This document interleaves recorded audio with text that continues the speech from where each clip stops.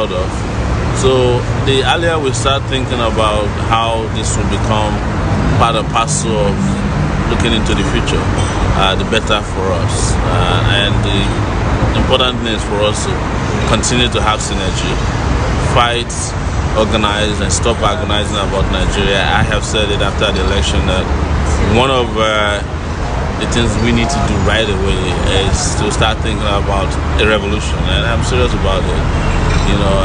And the more I travel around the world and in some of these small countries, the more I travel around Nigeria, which I did extensively during the election, the more I see the need for this revolution that we're talking about. That without some form of an upheaval, we will not see a Nigeria of the future that all of us can be proud of. So it's the reason I'm always talking to you, and I will continue to do so.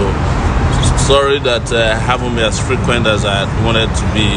It is not easy to do so many of the things we did during the election, considering that apart from the regular politicians, we in AAC Takeitback movement had regular jobs.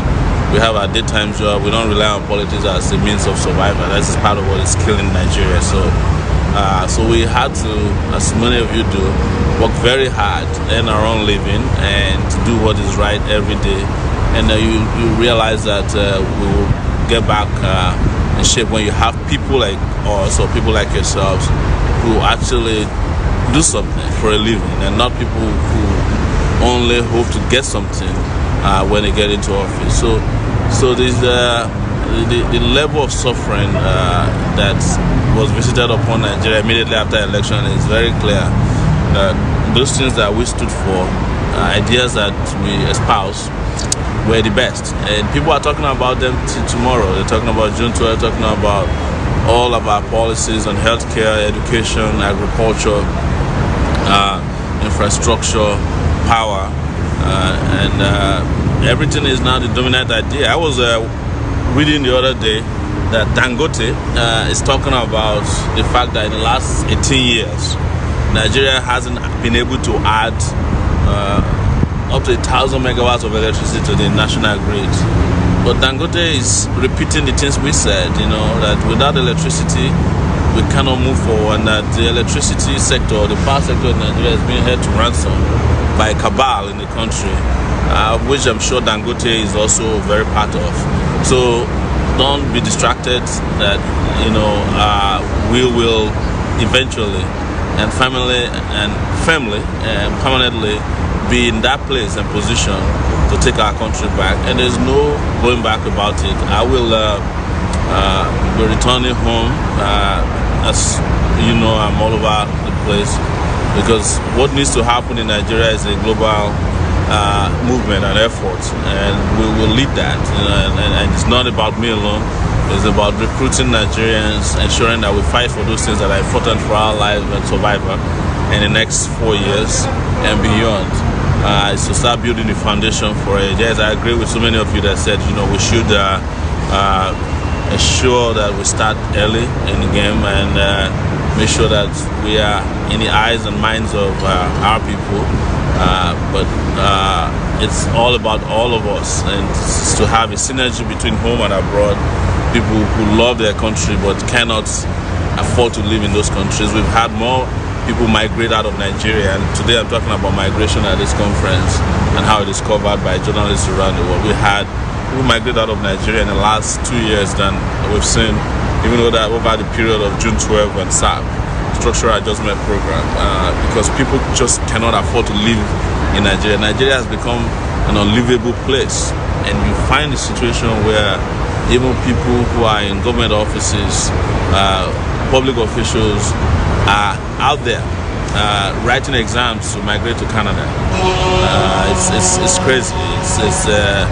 It's unbelievable. But you see, as I often tell you, Nigerians are surviving everywhere. As you'll see tomorrow, I went out last night here in Athens to find that there's a flourishing Nigerian community, people who are hardworking. And one thing though is that they would love to go back to their country. They want their country to minimally be like here, Greece, Athens. They want to have good roads, electricity, water supply, able to send their children to school, have healthcare. It's just something that are basic, and what other people or other countries take for granted. So in a bit, I will show you around here. We're actually somewhere called the Lighthouse in Athens, and from there you can see a little bit of Athens. I invite you to see Athens with me. I'm going to walk around it. But this is Athens right here. This is from the lighthouse, and I'm going to try and go to the edge so you can see in front of you, or in front of us, is the city of Athens. Almost from here you can see the entire city, almost from here.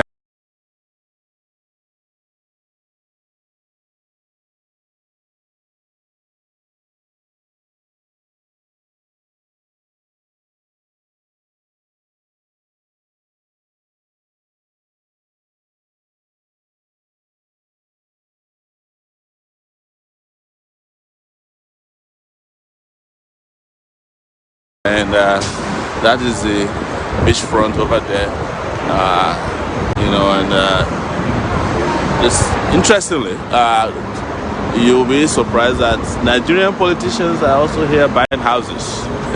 That's what I was told last night. They say they love to come here. There's an island not far from here where some of them have choice homes.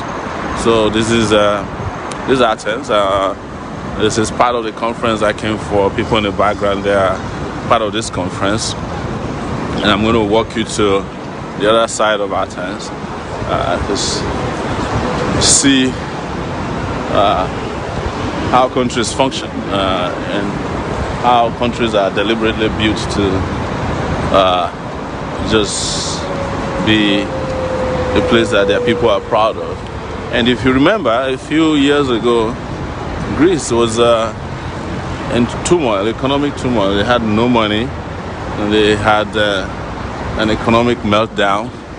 But they somehow have recovered, and what I saw here didn't show that they had the kind of meltdown that we have. We in Nigeria have perpetually been in a state of economic meltdown over this year. So I'm just walking you around on top of this lighthouse so that you can see Athens. I'm showing you the right side of Athens, showing you the left side of Athens from where I'm standing.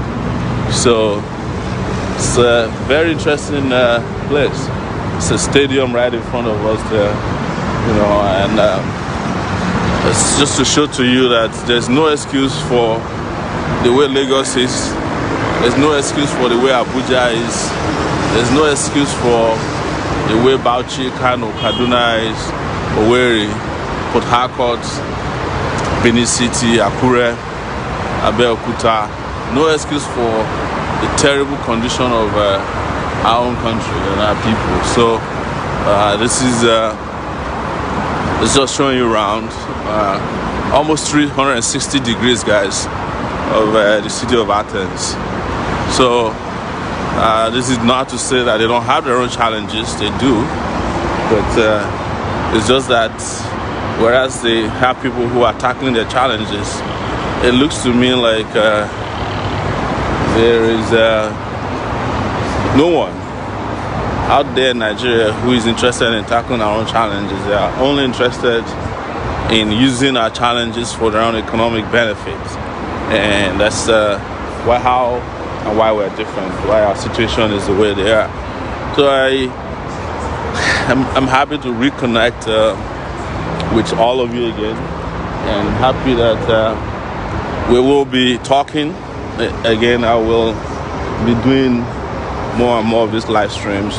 It may not be at the kind of frequency we used to have before, but we will be talking. So it's just right now at this point we have, as a matter of fact, 360 degrees of Athens. So I'm going to greet all of you who have regularly joined us. I see Ola Johnson there. I see Andy Obey watching. Wherever you may be around the world, in Nigeria, let me just say good afternoon from the city of Athens. And for those of you who are here in Greece, Athens in particular, we have a town hall meeting tomorrow. Just a meeting with the community here to keep discussing the future of Nigeria. So if you can stop by, that would be great. I'm hearing from the organizers that there's a good interest in this. If you want to find out about this, if you're in Athens, you can inbox me. I'll send you the contact for the organizers who are doing a great job at this point. So guys, that's pretty much what I want to do this afternoon, and just to say hello to everybody. If you have any questions, next 5-10 minutes, this broadcast will be wrapping up. You can ask me and I will try and address them. But if you don't have, you might just be on the lookout for the town hall meeting here tomorrow, which is starting at 5 p.m. To discuss